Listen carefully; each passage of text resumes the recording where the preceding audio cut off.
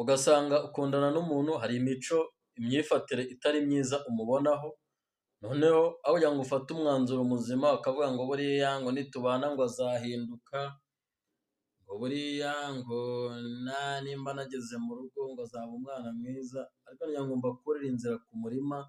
niba hari ibintu ubona utishimiye mugiteretana, ntutekereze ko nimujya mu rugo ubwo bizahinduka, ahubwo bizikuba, bizarushaho kuba bibi, kubera ko iyo mugeze mu rugo ibintu bya sheri na shushu birashira, haba hagezweho igihe cyo gufata inshingano. Niyo mpamvu mbere y'uko utera intambwe ngo ubane n'umuntu, ukwiriye kubanza ukitonda, ukareba koko niba imico ye uzayihanganira. Buriya kurambagiza ntabwo bikwiye kuzamo ibintu by'amarangamutima ngo ndamukunda cyangwa iki, oya, kurambagiza ni ukugenzura witonze ikintu ku kindi.